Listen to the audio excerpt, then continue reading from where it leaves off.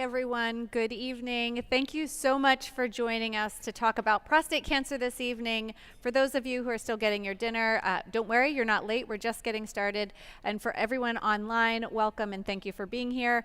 We're going to talk about individualizing prostate cancer management and employing evidence-based strategies to impact community care across the disease spectrum. You can see this is a peer-review live program with some support and advocacy from Zero Prostate Cancer Advocacy Organization. All right, my clicker, oh, there it is. It's magically working. Wonderful.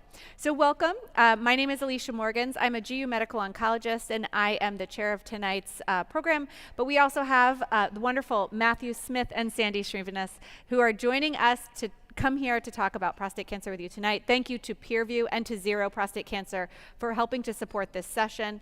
Astellas and Pfizer, Bayer, Janssen, and Novartis for providing the educational grants for this symposium.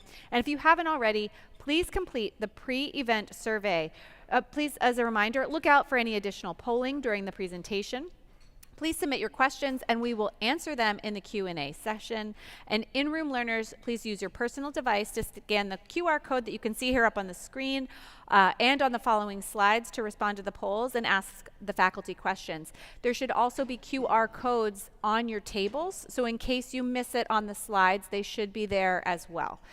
Virtual learners, please respond to polls on your screen and enter questions in the chat window. So visit us please at peerview.com/prostate/SF25 to view the slides and the practice aids now and download them after the event. If you need more information, you can see the email here and join the conversation on X at PeerView. So this is something new and exciting. You can get rewarded for asking questions. So instructions for our in-person learners are that you can get answers to your questions and a chance to win a $50 Amazon gift card provided by PeerView. We will choose the winners at the end of this session based on the best questions submitted. I don't think any of us are involved in that voting, so no contesting the votes, please. But please do submit your questions because there will be 2 winners who are I believe, identified. To be eligible, you do have to submit at least 2 questions, and you have to be present when the winners are announced, and you have to be a healthcare professional. We are giving out Amazon gift cards. So thank you to PeerView for providing the gift cards. Our goals for today are to augment your knowledge of the rationale and efficacy data supporting approved and emerging prostate cancer treatments, to equip you with the strategies to create individualized treatment plans incorporating modern treatments for patients across prostate cancer disease stages, and provide guidance on team-based strategies to proactively mitigate and manage adverse events associated with our contemporary therapeutic regimens for patients with prostate cancer. So 3 lofty goals. I think we can accomplish them all this evening. You know, as we consider people with prostate cancer, I think we recognize that there are unmet needs. We have multiple therapeutic advances in this space, including in the high-risk localized prostate cancer space, as well as metastatic hormone-sensitive disease and metastatic castration-resistant disease. But there's still a lack of really having the procedures that we need to effectively implement these all in practice. And of course, we do need new therapies as well. How can we improve effective decision-making and optimize patient care to really maximize the treatments that we have available for us today? I think there are many factors that do contribute to our treatment decisions. And I also would say that I think I am, and I know my colleagues are advocates of a shared decision-making approach that considers the patient preferences as we think about this and really tries to work together with patients and families to make these treatment choices. Some of the factors that we have to consider, of course, are the cancer itself, the extent of the disease, de novo or recurrent status if we're talking about metastatic hormone-sensitive disease, prior treatments like radiation or a prostatectomy perhaps, or no prior treatment, molecular features. The patient also comes into consideration, of course, the patient's overall life expectancy, their comorbid medical illnesses, their concomitant medications, drug-drug interaction potentials, their performance status, their symptoms, their social supports, their social needs perhaps, the things that they need to do to support their family as well as their preferences and their beliefs about treatments and their wishes going forward. I think each clinician recognizes or should recognize that we all also have our own biases and preferences. We all have a certain amount of experience with different treatments, and I think we develop preferences based on our experience, our comforts, our workflows, our teams. We also have comfort with adverse event management and confidence in our ability to take care of different adverse events as they come up, which also absolutely influences the treatments that we may choose in our clinic, as well as our interpretation of clinical trial data and our own preferences and beliefs. Finally, the treatments themselves all have their own potential side effects, their schedules, their monitoring, the cost to the patient as well as their cost to the group that's delivering them, the expected efficacy and toxicities, as well as the availability, which for some drugs more than others may affect our treatment choices. It's interesting, I've had some conversations looking at some newer data that's come out from ESMO about drugs that are widely available, but some practices no longer have access to some of the drugs or never had access to some of the drugs that are now potentially used in these settings because they just don't have the workflows in place. And geographic barriers and other things may also limit us. So there are certainly considerations around treatment themselves that we have to be aware of. So when we think about shared decision making, I think it's something that we need to consider. And Zero is a prostate cancer advocacy organization that advocates also for shared decision making, for empowering patients to have the information that they need to really engage in these decisions and discussions. It can be difficult to implement shared decision making in clinical practice, certainly because of time restraints, because of comfort of clinicians, because of patients' health literacy, numeracy perhaps, or even their willingness or confidence to engage, but it is something that we can help support in our clinical practices through making ourselves available, through making our clinical teams available, and trying to ensure that people understand the treatments that we're offering in a way that makes sense to them. As we can see, common barriers include limited appointment times and poor health literacy, and Zero does try to overcome that with some plain language information that's been written specifically for people of different, from different educational backgrounds and experiences to really understand and engage. And these educational materials can help the physician team, the clinician team really communicate in a short period of time and give some information for patients to take home and review later.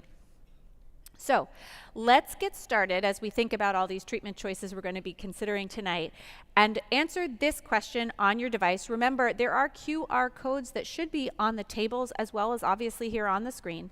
Select all that apply. In your practice, which of the following represents a challenge to your decision making for treatment of patients with prostate cancer?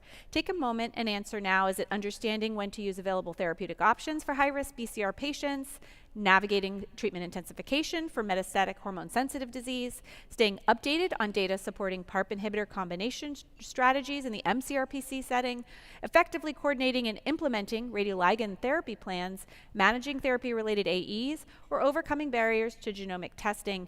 And please select all. All that apply, of course. Not all. You don't necessarily have to choose all.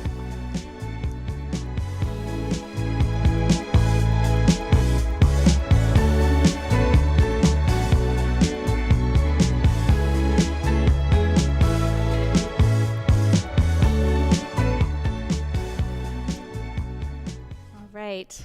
Thank you for that. And it looks like we have a pretty even split for a lot of people being interested in all of these different categories. The good thing is we will touch on all of this tonight. And if there is something that we don't touch on, just to remind everybody, please do submit your questions through the Q&A options that I mentioned earlier. All right. So let's move now into our next section. I will be talking about this section, and then you'll get to hear from my colleagues who I'm sure will be very interesting as well. So let's talk about high-risk non-metastatic castration-resistant prostate cancer and really talk about localized prostate cancer recurrence here as well. So let's define high-risk localized and locally advanced disease first. As you can see in this figure on the upper left, a majority of the patients that we see actually diagnosed with localized prostate cancer. And we can see that there's actually quite a split between patients with high-risk disease, intermediate-risk disease, and low-risk disease. And those at high-risk disease, of course, are at higher chance of having recurrence, with a much lower proportion of our patients being diagnosed with regional or distant disease. We know that those patients who have that high-risk disease have a higher risk of biochemical recurrence, metastasis, and death from prostate cancer, and ultimately 20 to 40% of our patients with high-risk localized disease who get either a radical prostatectomy or radiation therapy with intent to cure their cancer will develop biochemical recurrence. Down at the bottom is a table where we can see those factors that are associated with increased mortality among people who have high-risk prostate cancer. You can see these features: high-risk BCR. One of the ways we do this, high-risk BCR, one of the ways we do this is to think through PSA doubling time. And to tie this in with ASCO GU 2025, of course, we're all here, right, undergo treatment intensification, as was appropriate for that PSA doubling time and perhaps for the clinical situation. So really interesting that we're not necessarily RAD, which is looking at patients undergoing radiation, Atlas also radiation, and does a high cap for radiation. So really interesting that we're doing these studies, and hopefully we'll have some more information shortly. EMBARK and ARISTEP are two studies, EMBARK having reported out already, ARISTEP ongoing, that are looking at a biochemically recurrent population. So we'll learn more information to inform that as well. And EMBARK, of course, as we know, has led to approval of enzalutamide in this setting. So let's talk through some of these. The phase 3 Proteus trial is a study that is looking at a prostatectomy population, and all of these patients have localized or very slightly locally advanced disease. It's very high-risk prostate cancer. These patients still, despite that, want to undergo prostatectomy. So it's a specific population of patients, and they are candidates for radical prostatectomy with that pelvic lymph node dissection. This patient population in the trial underwent a perioperative hormonal therapy approach with apalutamide and ADT, and then underwent their radical prostatectomy, and then had apalutamide and ADT on the back end, 6 months on either side of the radical prostatectomy, or they received 6 months of ADT, radical prostatectomy, and 6 months of ADT on the back end. And the study is fully enrolled, and we will see at some point, hopefully in the near future, whether this perioperative intensified hormonal treatment actually improves outcomes for patients. We'll also have the data from the radical prostatectomies to be able to understand correlatives based on that intensified strategy, so we understand what happens when we use these medications prior to surgical treatment. The primary endpoint here is pathologic complete response rate, so looking at that prostatectomy specimen, as well as metastasis-free survival. There is also the phase 3 Atlas trial, which is looking at apalutamide and ADT in high risk and locally advanced prostate cancer. These patients, as you can see here, are getting apalutamide, ADT, and radiation therapy. So patients with high risk disease are coming in and being randomized to receive apalutamide and a GnRH agonist as neoadjuvant and then concurrent with the radiation, all the way up to that full duration of treatment of ADT and apalutamide versus just the placebo and bicalutamide with their GnRH agonist. And so here we'll see a primary endpoint of metastasis-free survival, and we'll understand whether patients need that or can benefit from that intensified hormonal treatment in the high-risk setting. Dazzle high cap is also in this space. It's a little more complicated, including patients with very high-risk localized prostate cancer who are going to be treated with definitive radiation, or if they have PSA persistence or rise after radical prostatectomy and are getting post-prostatectomy radiation. These patients are getting enrolled and are getting randomized to ADT and darolutamide for 96 weeks, or placebo here for this placebo and ADT, I believe, for 96 weeks. There's a little typo on there. But the primary endpoint here is metastasis-free survival. This study is also enrolled and as a radiation trial, so all these patients are getting radiation. So we will see where this goes, and hopefully we'll find a benefit for people as well.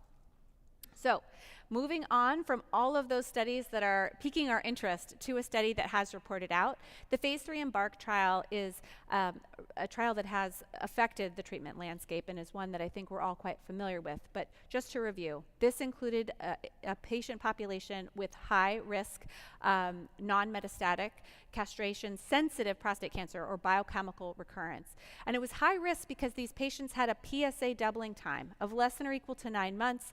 They had CTs and bone scans that were negative for radiographic evidence of disease, and they had testosterones that were over 150, so in a normal or normal-ish range for most of our clinical settings.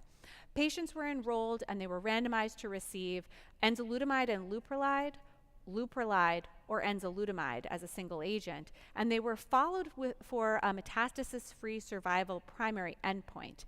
They had multiple secondary endpoints, including overall survival, time to other neoplastic therapy, safety, patient-reported outcomes, and others. And importantly, at week 37, if they had a PSA that was at the less than or equal to a 0.2 level, they could actually have a period of treatment holiday within this study, which I think is important because in biochemical recurrence, we often have used an intermittent androgen deprivation therapy strategy. So really interesting 3-arm trial that met its primary endpoint. So here we can see this is the MFS, metastasis-free survival curve, for patients who were receiving leuprolide and enzalutamide versus leuprolide alone. And what we can see here is a hazard ratio favoring the leuprolide and enzalutamide combination at 0.42. So a really beautiful reduction in the risk of developing metastatic disease or death with a p-value that's highly statistically significant. Also importantly, a key secondary endpoint of interim OS is on the right here with a hazard ratio of 0.59 and that p-value of 0.142 that continues to mature. So this is the combination arm. And here we can see the enzalutamide combination with the key secondary endpoint of PSA progression, favoring the enzalutamide ADT combination versus leuprolide alone. Hazard ratio here 0.07. So, and as you can see, these curves actually quite maximally separate. This is highly statistically significant. Here we can see that enzalutamide monotherapy also improved metastasis-free survival when compared to leuprolide alone. Hazard ratio here, 0.63, also highly statistically significant. And so this has led to, in November 2023, an FDA approval for patients with high-risk biochemical recurrent prostate cancer to be treated with enzalutamide with or without leuprolide or an ADT backbone. So you can use enzalutamide monotherapy, you can use that combination as well. And you can see here the secondary endpoint of interim OS continues to mature.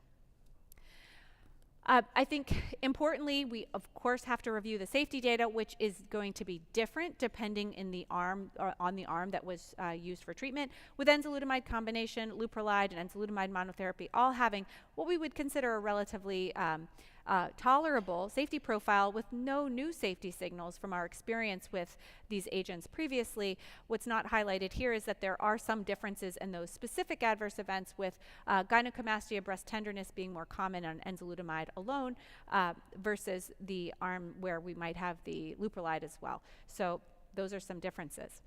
But importantly, we also had some information about that treatment suspension and treatment holiday.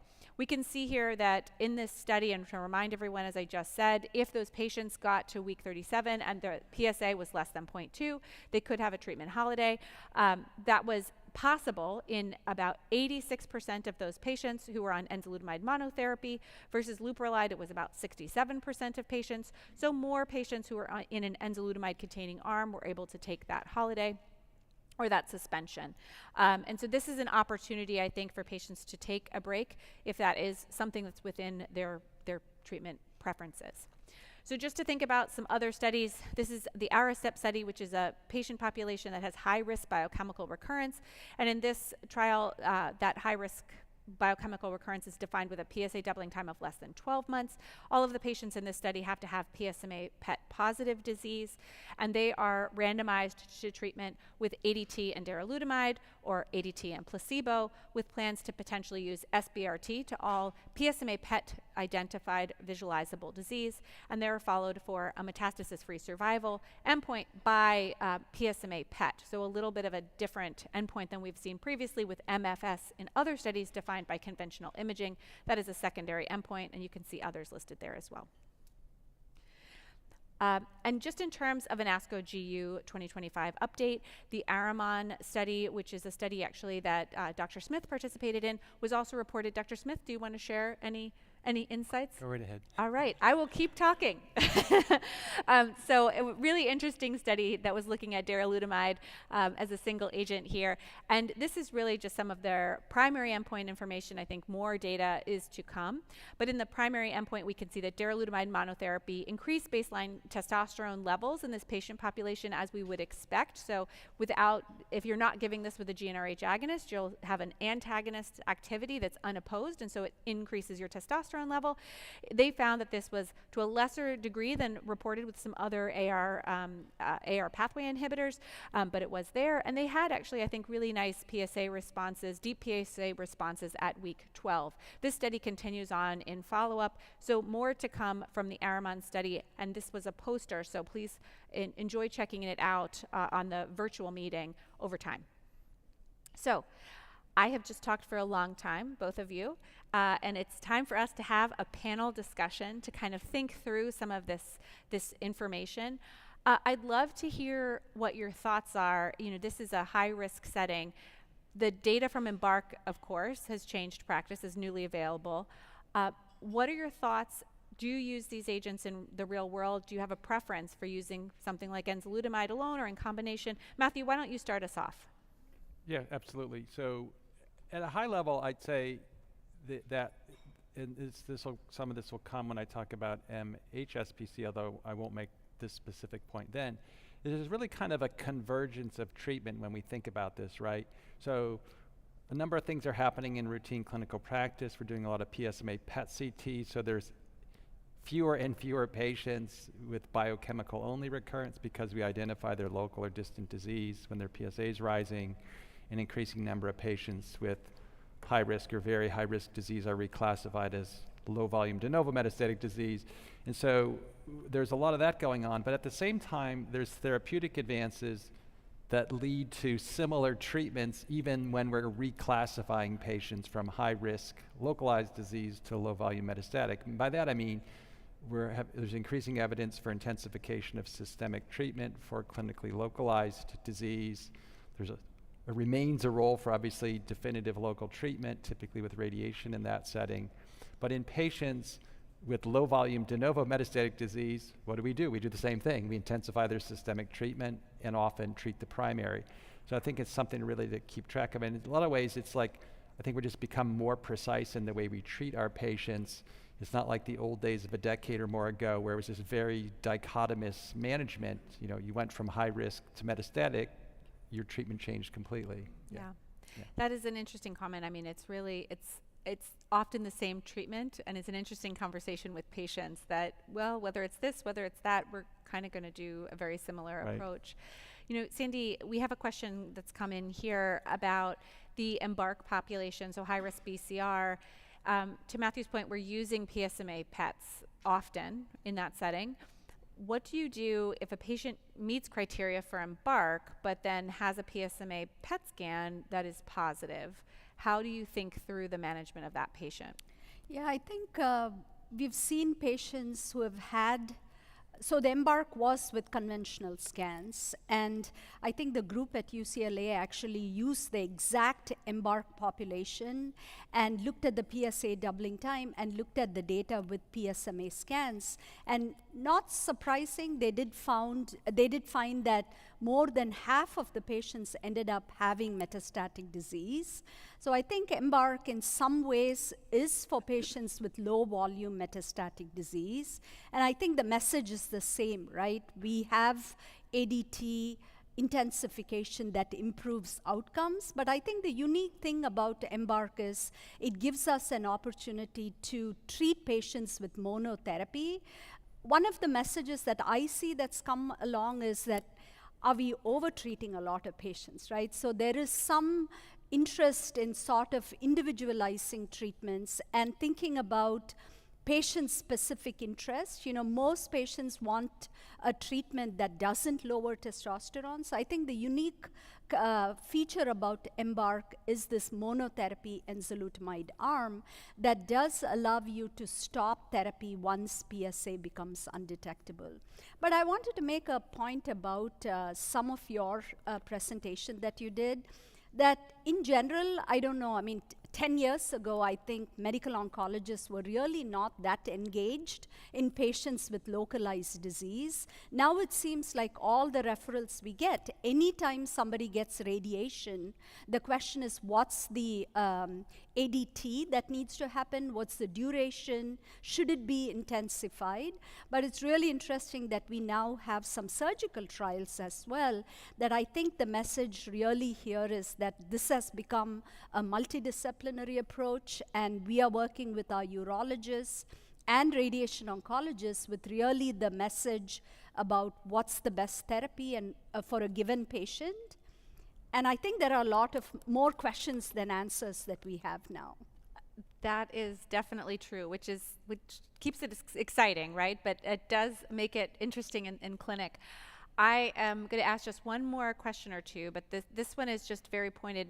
Matthew, if you have an EMBARK patient who has PET positive oligometastatic disease, say 2 to 3 spots, it sounds like Sandy, she's going to go for the systemic treatment, maybe monotherapy, maybe combination. Are you, Matthew, going to also add in SBRT? We are. I mean, I think the challenge in oligometastatic disease is how you define it, right?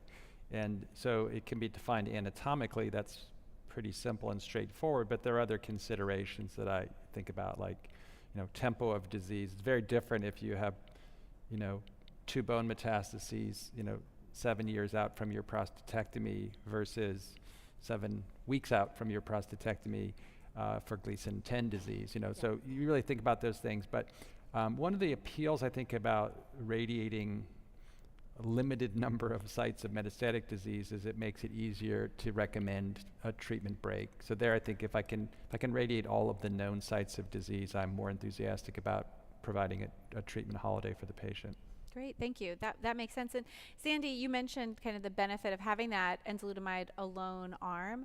How do you talk to patients about using enzalutamide versus enzalutamide with like a GnRH analog backbone? How do you make that choice? I think many of these decisions come from the patient itself. This is a patient who's telling you, do I have to go on ADT again? The side effects from that testosterone lowering therapy was just so harsh on me. Is there an alternate, right? So that's the decision that's driving this choice of your therapy. I do think, to your point that you said about the side effects are a little bit different. The gynecomastia is something that is real, especially when you do this monotherapy. So I think counseling patients about that. We used to do breast radiation in the past. I think that's becoming another issue as to if you choose this therapy, should you be talking to your radiation oncologist about breast radiation? People talk about tamoxifen. There are other drugs that you can give. But once they develop gynecomastia, it's almost irreversible. So you should think about this before you make the decision to do that monotherapy. Great. Well, thank you both for that. We have a quick poll. There's a follow-up question about what you learned. Please answer that follow-up question on your device, QR code on your tabletop or on the screen. And we will now move on to navigating therapeutic choices in metastatic hormone-sensitive disease with Professor Smith. Good evening. So it's really nice to present this topic. And it's really important to remember that patients with metastatic prostate cancer have a relatively poor prognosis.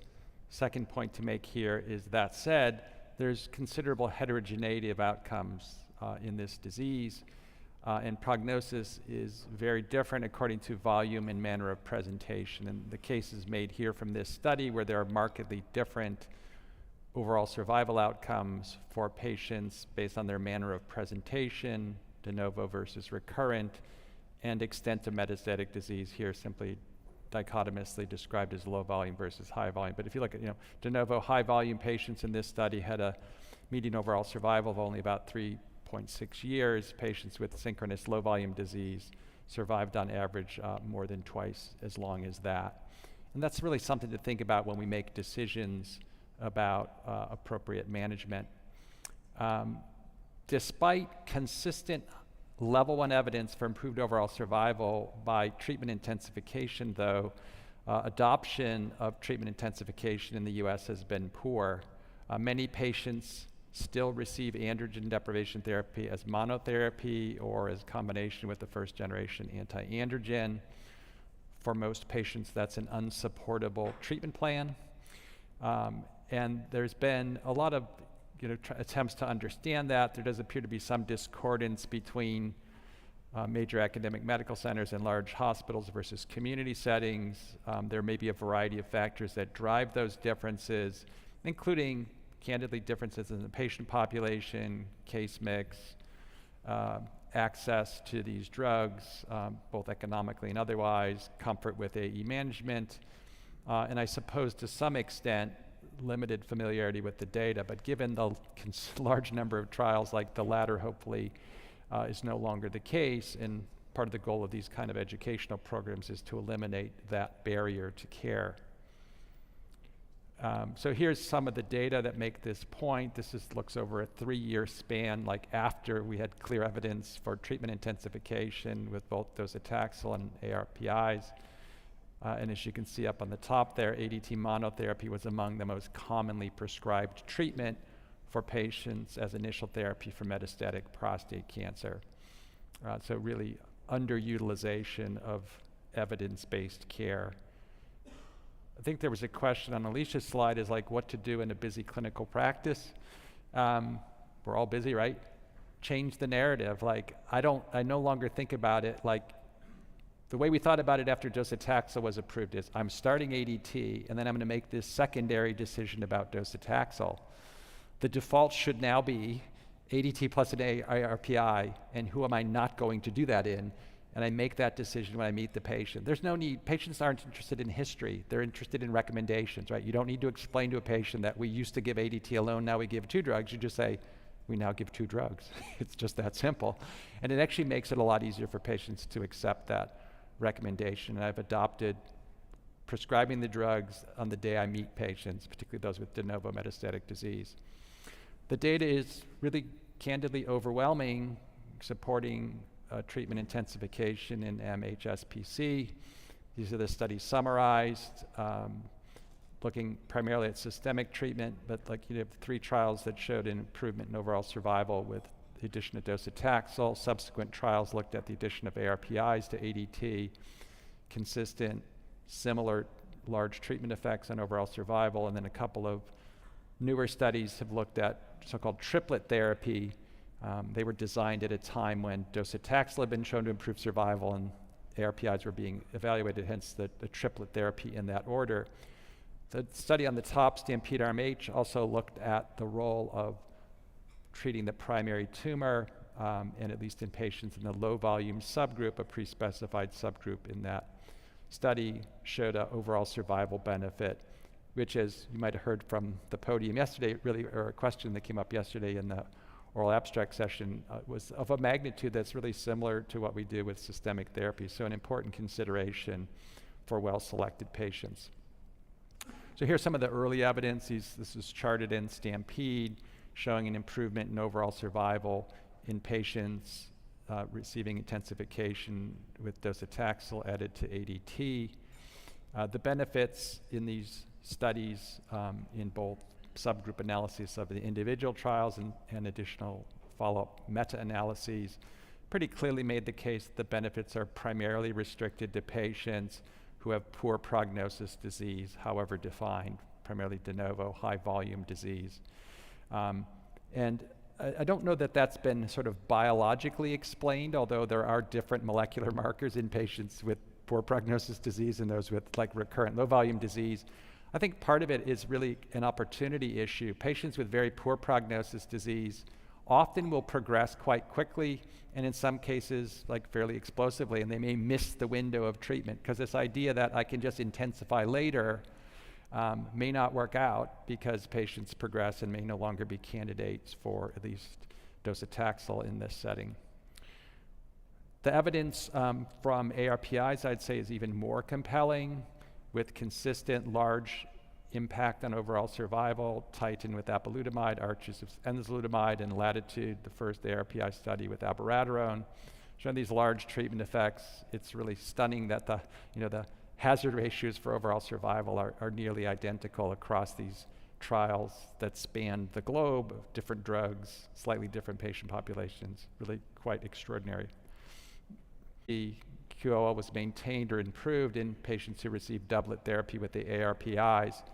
And while not done exactly in the sequence, this led to the question of whether there's a role for triplet therapy. And a couple of trials have addressed that question. Piece 1 was a complicated trial for the 4-arm trial, that considered the question of triplet therapy in a subgroup of patients who received docetaxel as part of and ADT as part of best standard of care. In that subgroup, there was a significant improvement with the addition of ABI to ADT and docetaxel with a hazard ratio of about 0.8. And then ARASENS was sort of standalone, really designed to address the triplet therapy question. So ADT, docetaxel plus or minus darolutamide, showing a large improvement in overall survival. Curves separate early and remain separated. And you'll note that the hazard ratio is very comparable to the earlier hazard ratios I showed you for doublet therapy. So even in the face of a more active control, let's say, you see this meaningful impact on overall survival. The planned pre-specified subgroup analyses all showed a consistent benefit in favor of triplet therapy. Should come as no surprise, really, because when you see a big treatment effect, usually it carries through in the forest plots. I was actually surprised when we published the data. There was tremendous synchronous versus metachronous and high risk and low risk. Those are really, in my view, like mostly docetaxel questions, which we can't answer in ARASENS because everyone received docetaxel. But nonetheless, we tried to satisfy the community and did those analyses. And you can see there's a fairly consistent benefit in favor of triplet therapy compared to ADT and docetaxel, regardless of the risk group evaluated. Now, there's some updates at ASCO GU that are sort of relevant to the triplet therapy with ADT and darolutamide. This is one of those showing that that the benefits were similar between younger and older patients. Again, not a docetaxel question because all the patients received docetaxel, but consistent with other ARPI analyses, the benefits are similar for younger and older patients. There were some other questions that were addressed at this meeting, including the role of GCSF, which in Europe is commonly done prophylactically, at least I understand from my colleagues in Europe. In the US, we tend to do it more reflexively in patients who develop neutropenia with the first cycle. But the rates of requiring GCSF were similar with or without darolutamide, not a particular surprise, and reassuring that that didn't really have an impact on the study outcomes. Now, one of the holes in the data, at least from the darolutamide story, was, well, do you really need the docetaxel? And it wasn't the question we expected when we designed ARASENS, but the field kind of moved on, and I think compelled by the remarkable benefits of oral, well-tolerated ARPIs, the question became like, do we really need to give docetaxel? And this was the purpose of ARANOTE, to really just provide the data about doublet therapy with darolutamide. This was, of course, done subsequent to ARASENS, or reported subsequent to ARASENS, so done mostly, almost entirely ex-US, I believe, and looked at ADT with plus placebo versus ADT plus darolutamide, no docetaxel in either group, with the primary endpoint of rPFS, and to no one's surprise, it's quite effective, shows a marked improvement in rPFS with very good safety data, very consistent with the previous randomized phase 3 studies of darolutamide. And this, I should go back and say this is now under review for potential label expansion.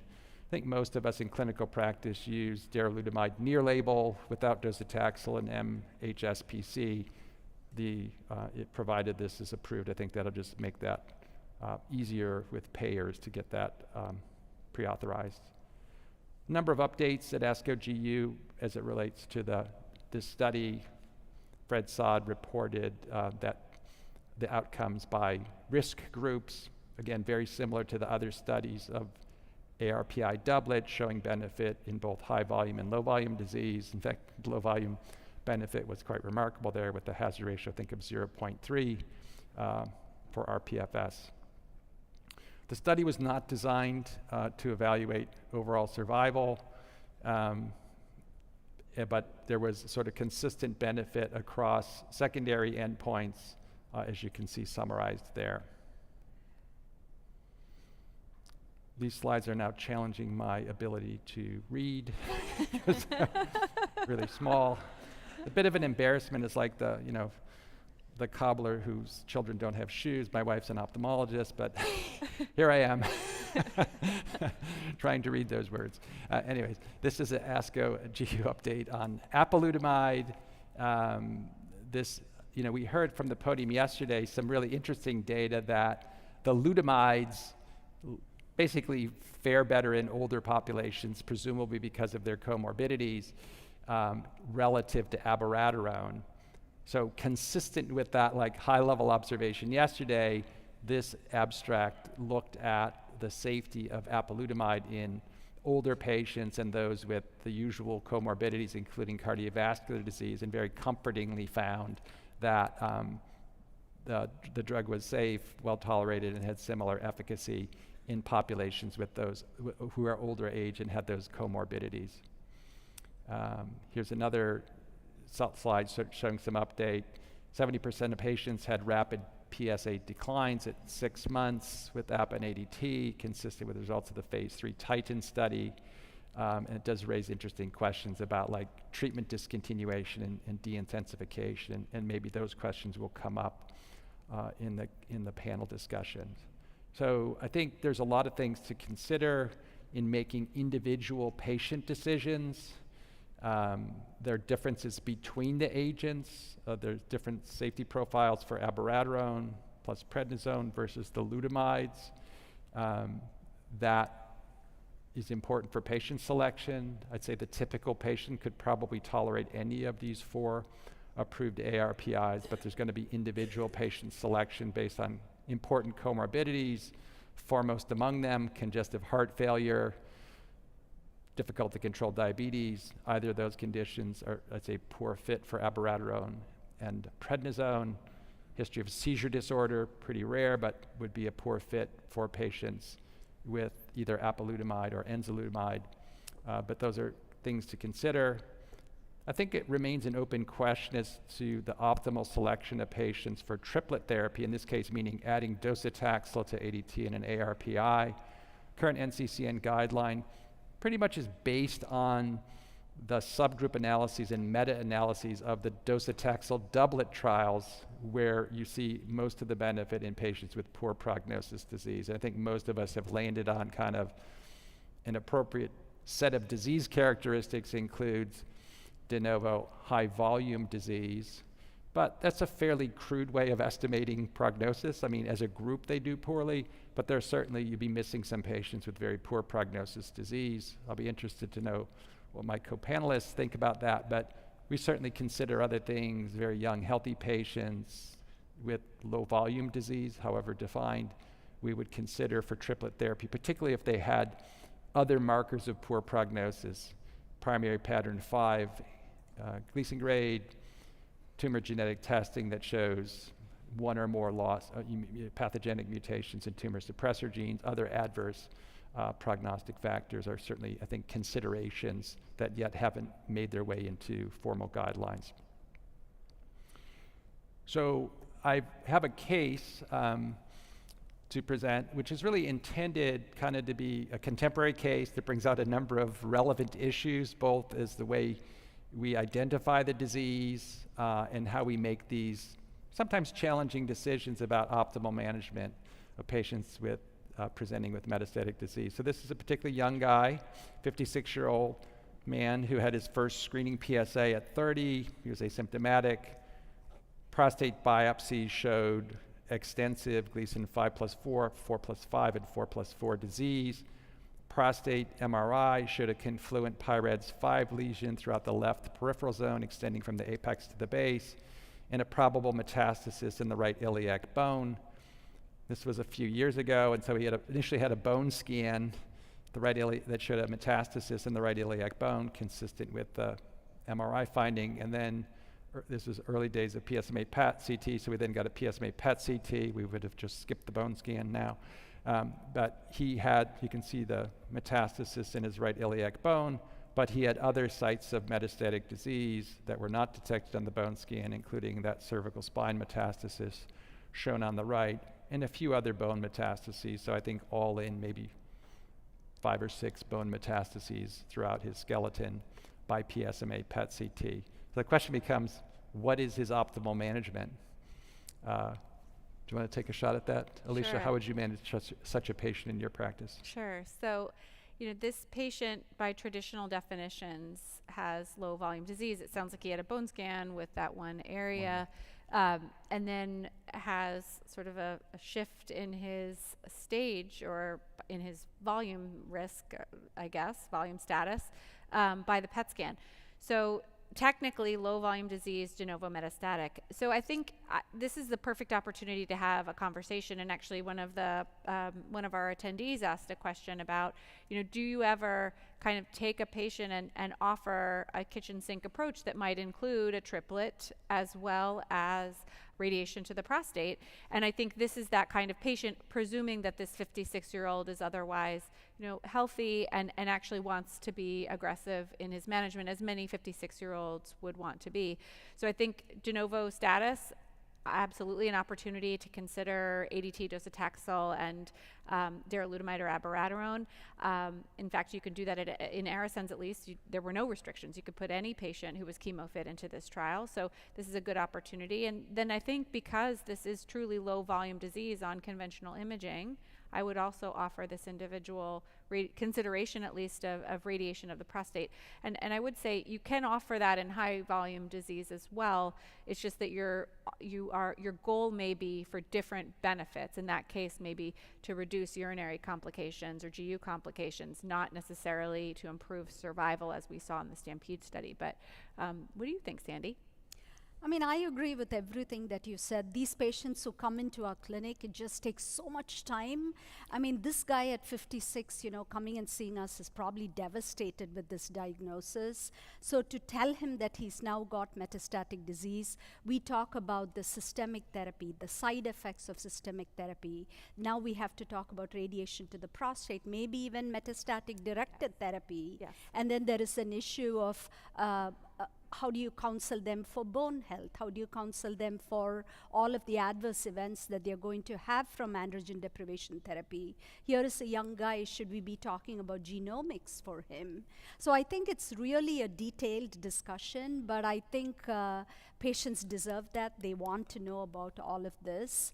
So I think I would agree. I definitely would bring up the conversation of chemotherapy, and I think triplet seems very reasonable for this patient, and then include some of the other things. Absolutely. Yeah, I think it's, we generally think about like triplet therapy as sort of one end of the spectrum, high volume de novo metastatic disease, and then low volume metastatic de novo, like the patients we offered doublet and prostate radiation. There is some overlap, and this is the occasional patient that I think meets that kind of criteria. I think for the busy clinicians in the audience, though, what are the key things we need to get across to this patient? I'll say it again, he doesn't care about history. Like, he doesn't want to know the history of prostate cancer development and tell him we used to do this and then we did this. And like, there's an occasional patient that may be interested, but for the most part, they want to know what you recommend. So when I met this patient and similar patients, I tell them, like, here's the deal. You need systemic therapy. We're going to start with 2 drugs. When you're back monthly for the next few months, we're going to discuss whether there's also a role for chemotherapy.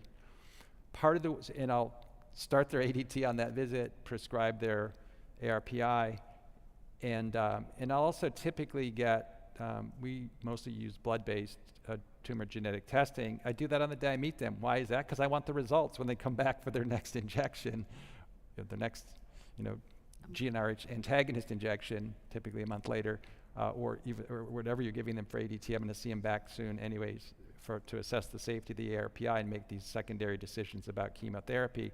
But you want that information at the next visit, so you can do all that. So you can really you can kind of hit a number of really high-level evidence-based decisions straight away. You don't have to belabor the point about whether or not you're going to get an ARPI. This patient needs an ARPI.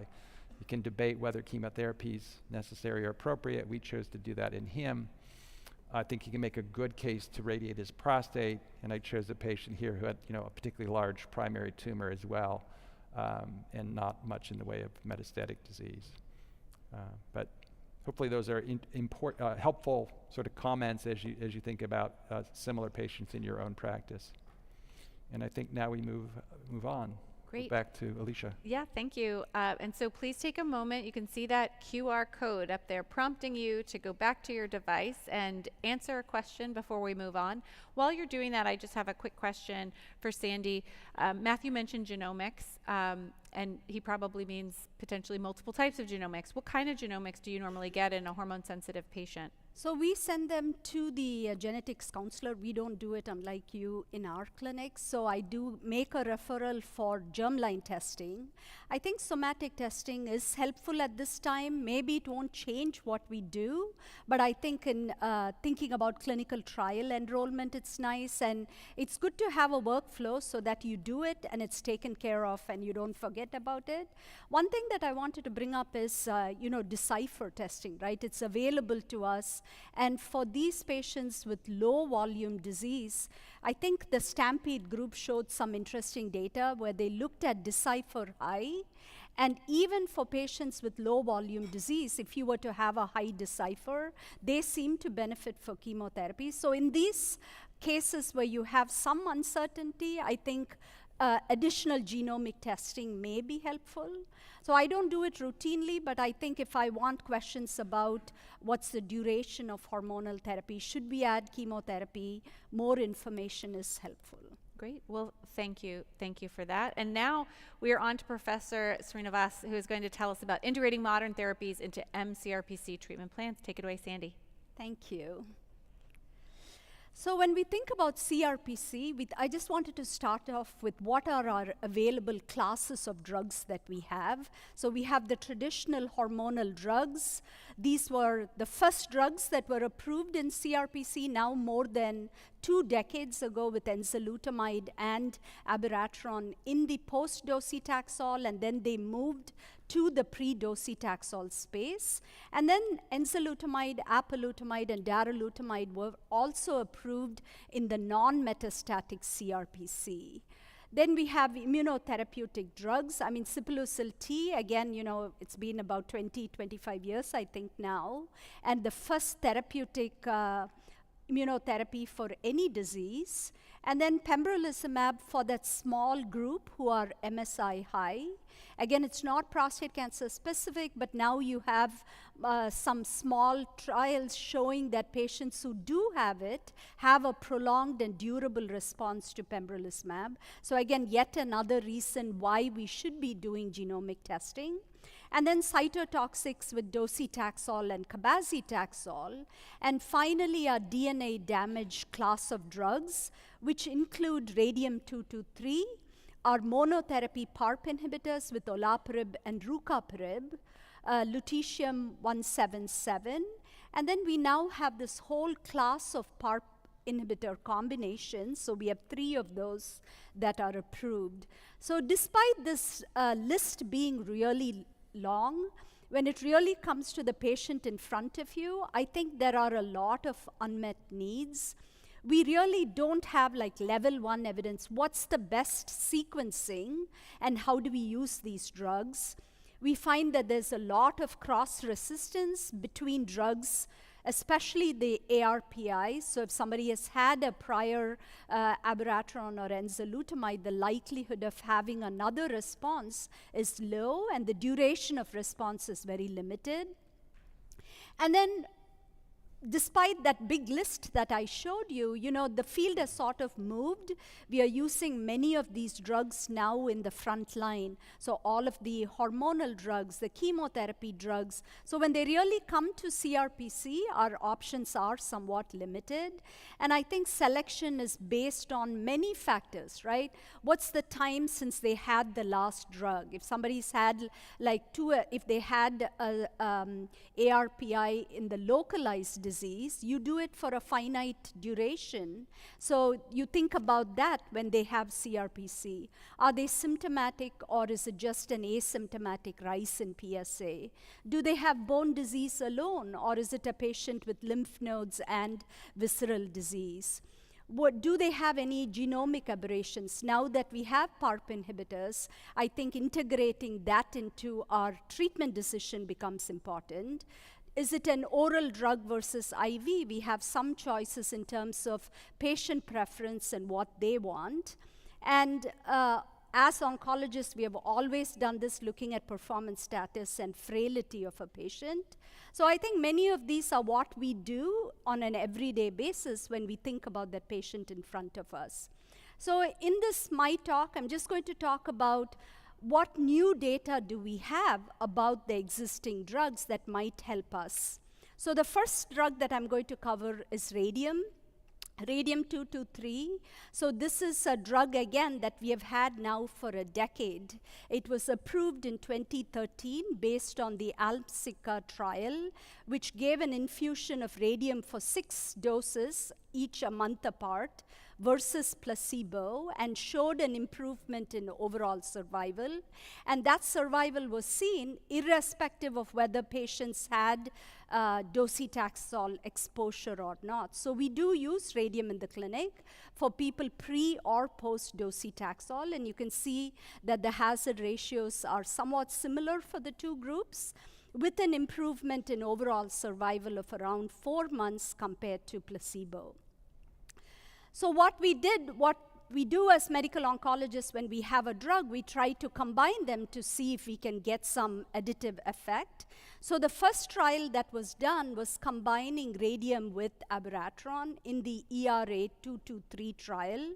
Surprisingly, this trial was stopped early because they found that patients who got the combination had a much higher number of fractures.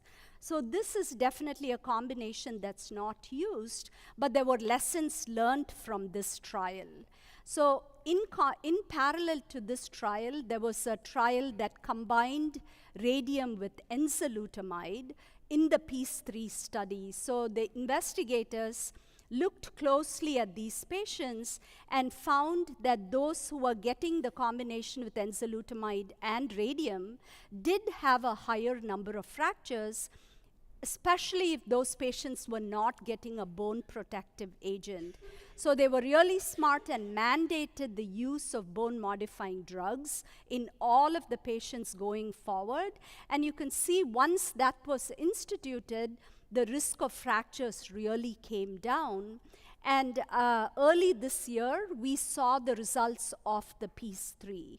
So what's the PEACE-3 trial? Again, it's combining radium with enzalutamide. These are for patients who have first-line CRPC. They have had no prior therapy with enzalutamide or radium, and no prior concomitant therapy with CYP17. So this is really an ARPI naive patient population. They were randomized to either enzalutamide plus radium, again given at the FDA-approved schedule, or enzalutamide alone. The primary endpoint was rPFS, and I mean, I was surprised, but there was an improvement in both rPFS and also overall survival, combining radium with enzalutamide. And it's a pretty difference, you can see a hazard ratio for rPFS at 0.69 and a nice separation of the curves favoring the combination, and also an improvement in overall survival with a hazard ratio of 0.69. So that's the radium. So do we have a question here? Yes, so please take a moment and answer a follow-up question, and we'll let Sandy get back to her talk. Go ahead. Okay, so that's radium. So the next drug that I wanted to cover was lutetium-177. So this is now an FDA-approved drug based on the VISION-3 trial.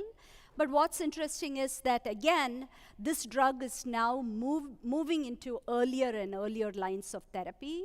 So lutetium-177, as approved by the VISION study, is really for patients with CRPC who have had ARPIs, who have had taxanes.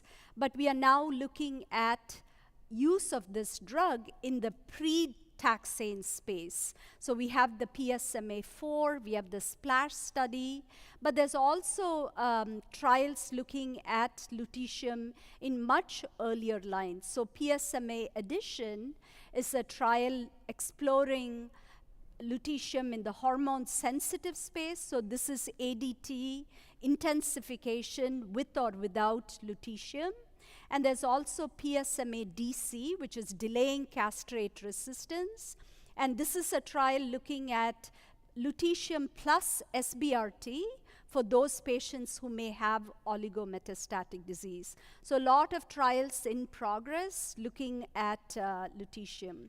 So let's talk a little bit about the VISION study. So you're familiar with this trial, really looked at patients who had a positive PSMA scan, who were then randomized in a 2-to-1 fashion to either best supportive care plus lutetium, which was given IV for 6 cycles, and versus best supportive care.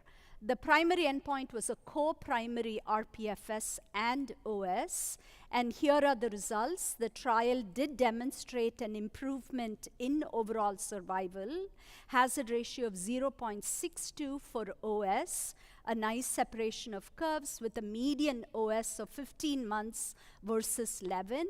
You can see that the RPFS was also pretty significant with a hazard ratio of 0.4, with a median RPFS of 8.7 versus 3.4 for the best supportive care.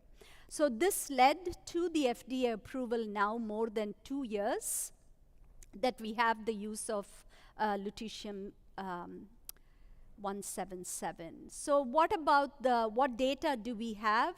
Moving it earlier in the pre-chemotherapy space, I think many of our patients are elderly, may not really be chemo fit. For those frail patients, this is certainly a great option to have. So this is the PSMA-4 trial, which took patients with metastatic CRPC and randomizes them to either lutetium or the alternate ARPI. So this is the switch. And the interesting thing about this trial was that they did allow for crossover, and many patients took advantage of this crossover. So the crossover was pretty significant in this, that really confounded the results of overall survival. The trial's primary endpoint was RPFS, and you can see that the trial was positive. We had a hazard ratio of 0.41, with a median of 12 for the RPFS versus 5.5 months for the ARPI switch. So I think this is sort of awaiting a regulatory approval for the pre-docetaxel space. At this year's ASCO, Dr. DeBono spoke about some ctDNA as well as PSA results, sort of correlating, what can we learn from these patients at baseline and looking at these patients at cycle 2. And his message was that cycle 2 informed us a lot about both prognosis as well as response to therapy. You can see that those patients who had a decrease in their ctDNA and a drop in PSA at cycle 2 had a better outcome both in terms of RPFS as well as OS. So what are the side effects? What do we tell our patients as we counsel them about lutetium 177? They certainly have some GI side effects, so some nausea and diarrhea.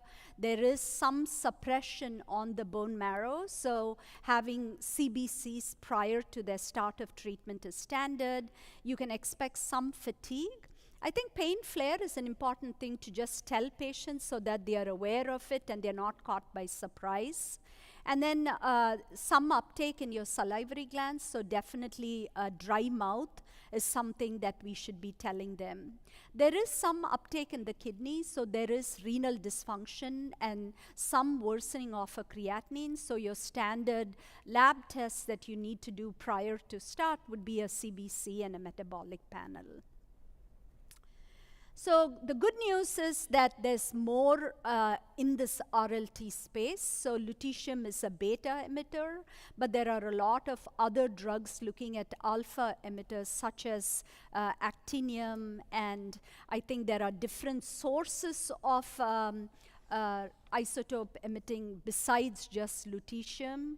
There are different targets, not just PSMA. So I think the whole RLT field is just exploding, and I think we will have more therapeutic options that will be available for our patients.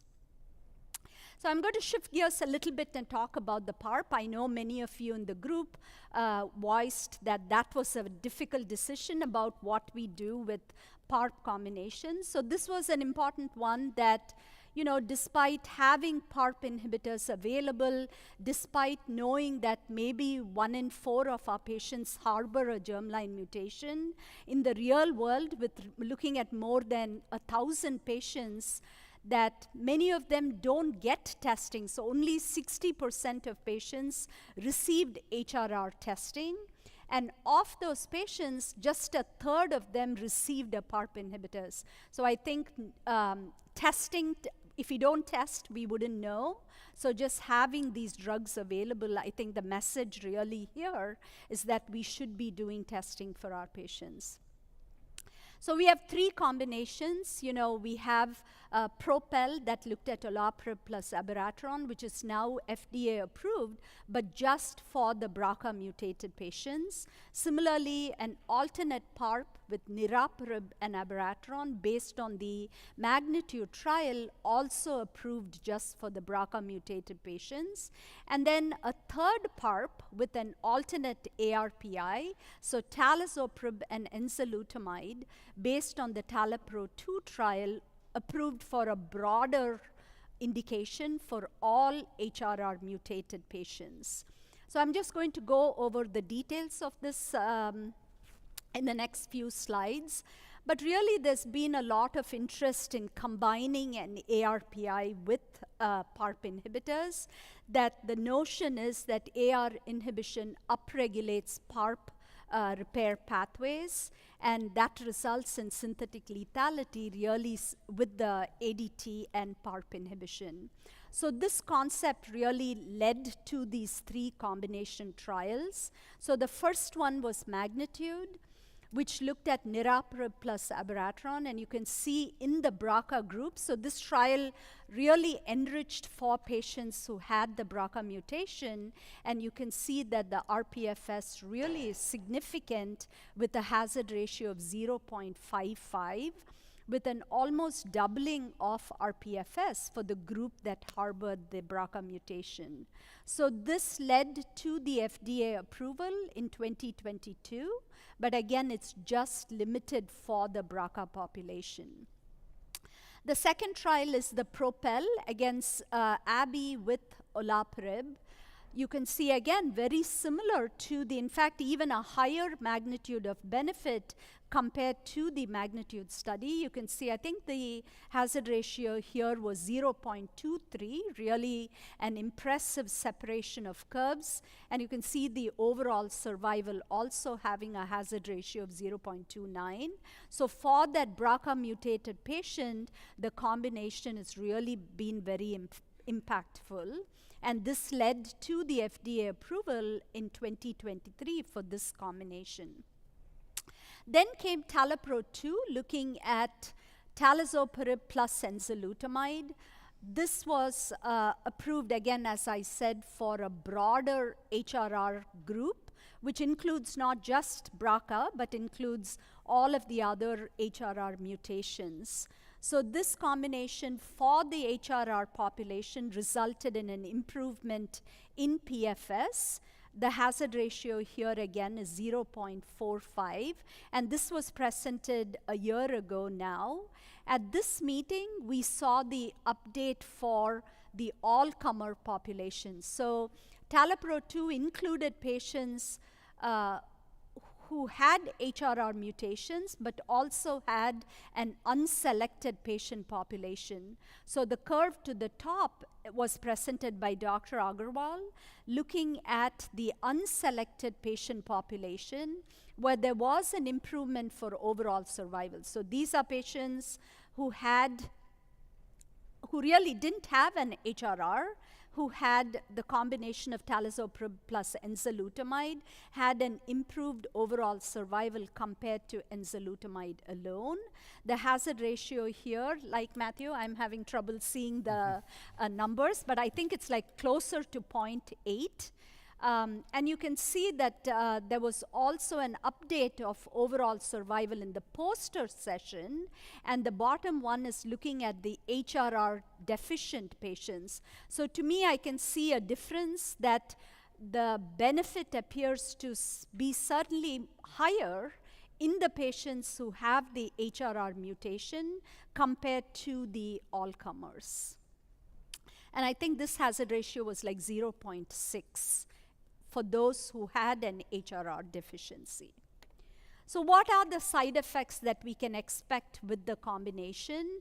I think in general, PARP inhibitors as a class effect, they have really the two hematologic side effects and GI side effects are what we are counseling our patients. So anemia, thrombocytopenia, and nausea, and GI side effects. Very few cases of MDS and AML have been reported with, I think, all of these combinations. So here are the side effects from all three of the trials. I think they all have similar class effects that really just paying attention to the anemia and the GI side effects, maybe differing in grades based on the trial and the combination that you see. So we have one more question. Yes, please take a moment and answer another question. Thank you. And then I think just a little bit more. I just wanted to bring this up because I think, you know, all three trials that I presented were all in patients who were ARPI naive, right? I think that's really an important one to bring up. So I just put out for you in this that in PROPEL, Magnitude, and TALAPRO-2, if you look at the prior ARPI, it's in PROPEL it was less than 1%, in Magnitude 3 and in the TALAPRO-2, 8%. So I think it's great that these trials were positive, but do we have the patient population today who are ARPI naives? And that's an important consideration. There were, I think, about 25% in all of these three trials that did have prior docetaxel. So I think this becomes important as we think about how to integrate these new data that have come with our patients today. And since we are using many of these drugs in earlier lines, do we have the patients today for this group of patients? And the good news, again, is I just wanted to end up with this slide, that we have a lot more trials and lot more classes of drugs that are in clinical development. I think we saw the drug that targets P10 and through AKT inhibition, so the Capitello 280 trial looking at this inhibitor in combination with docetaxel. There was a press release that it was a positive trial. There are many other trials looking at AR degraders. We have CYP11 inhibitors. Let's see, I'm also excited about some of the PSMA-based ADCs, PSMA-based BiTE therapies. So I think some of the options maybe in the next 3 to 5 years for our patients with CRPC are going to be a lot more than what we have today. I think that's my last slide. That's wonderful. Thank you so much, Sandy. And actually, it was almost as if this was planted, and it was not. But Sandy, we are about to launch a study called the TALENT trial, which is a study of patients who have had progression of disease after exposure to abiraterone. If they have HRR mutations, they'll be randomized to treatment with talazoparib versus talazoparib and enzalutamide to try to understand if that prior exposure affects anything. Maybe they can just take a PARP. Maybe there's some sort of synergy where a PARP and an ARPI in that context could be helpful. And so if you're thinking about this, if you have patients, that should be open. Hopefully at centers around the country and perhaps a few sites internationally, maybe somewhere near you. So think about that for the future. And fantastic run through a million things there, Sandy. So thank you for laying all that down for us. So I think we have a lot of questions pouring in. Please continue to send your questions in, and remember that if you send in 2 questions, you can be eligible for an Amazon gift card, which is very exciting. And there have not been many people who have sent in 2 questions. So I'm just putting that out there too. It does not take a lot. Send another question. All right, so we have heard about many options here. I think one of the pressing questions has been, you know, if you have a patient who's progressed on ADT, docetaxel, and an AR pathway inhibitor as a triplet, do you have a go-to option at that time? What are you thinking about in terms of treatments, Matthew? Sure. So, I mean, a patient like that would be eligible for PSMA lutetium based on the current label. Typically, you're choosing triplet therapy for patients with poor prognosis disease, and they're often going to progress despite that intensive therapy relatively soon. But in the occasional patient who had completed their docetaxel long ago, I would be inclined to re-challenge them with docetaxel. That's a nice situation if you find yourself in that. But certainly if they progress, you know, in a matter of months or so after their completion of chemotherapy, I would discontinue the ARPI and then treat them with either cabazitaxel or with PSMA lutetium. If they haven't, certainly if they haven't already had tumor genetic testing and germline genetic testing, that should be performed before you finalize that decision. Okay, great. Thank you for that. And Sandy, if you have a patient who's been treated before with radium, would you consider treating them with something like PSMA 617, the lutetium PSMA 617 agent, Pluvicto, or do you worry about cytopenias with prior exposure to radium or other radiopharmaceuticals? Is this something that's safe? Yeah, I think the goal really is to give every one of our patients all the life-prolonging therapies that we have. So I do like the idea if somebody's just got like 2 bone mets, you know, why not reserve lutetium and try radium? And I think there is data that supports the safety of this this sequence of doing radium first followed by PSMA lutetium. So I think I would definitely not hesitate for that patient, especially if they have a PSMA that has a positive uptake, for them to have the sequence of radium followed by lutetium. Great, thank you. So this is a question that's sort of outlined on our slides, but also came in. Matthew, you know, bone protective agents were discussed. Sandy talked about that. Is this something that we're doing perfectly in practice? Is there room for improvement when it comes to bone health agents? So we're absolutely not doing it perfectly in practice, that's for sure. The drugs are generally underutilized in some settings and probably overutilized in others.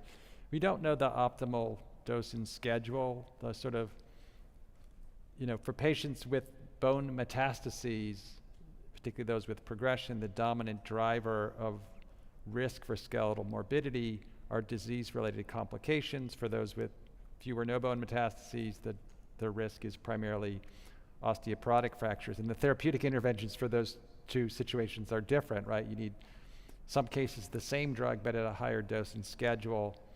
And then candidly, like a lot of the data supporting use of drugs like Xgeva and Zometa, those are the trade names, of course, for denosumab and zoledronic acid, were done at a time where we had relatively ineffective systemic treatment. So as I like to remind people, the best way to prevent disease-related skeletal morbidity is to control the disease. So the priority is always going to be their anti-neoplastic therapy. Don't conflate bone protective agents with anti-neoplastic therapy. They have an ancillary role. I tend to use those drugs at a less frequent schedule. It's a rare patient where I'm giving denosumab 120 milligrams every month.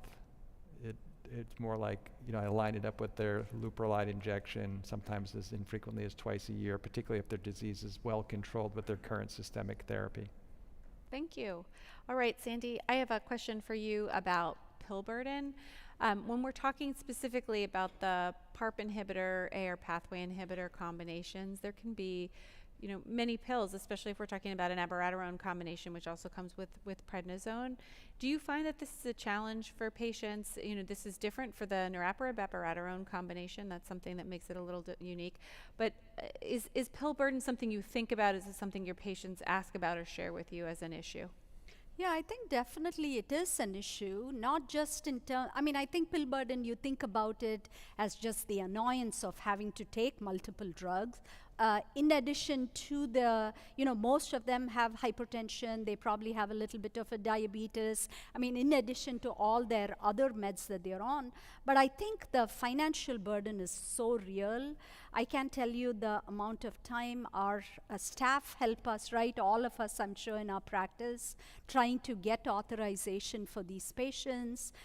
Depending on the time of the year, their co-payment varies so much. So I think the pill, it's not just the pill count, but I think there's also a big financial burden that is really has implications for them.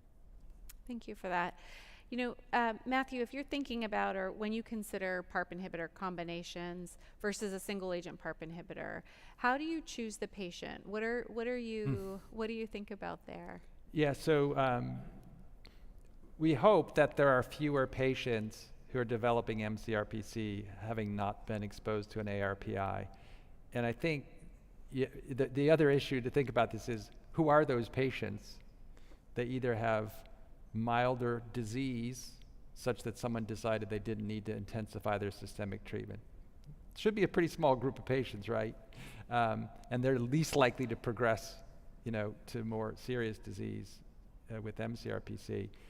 They're older, frailer patients who have medical comorbidities that would reduce the chance that they'll be prescribed those drugs. They have poor access to medical care, they're getting bad advice, or they have bad insurance, or some combination of all those things.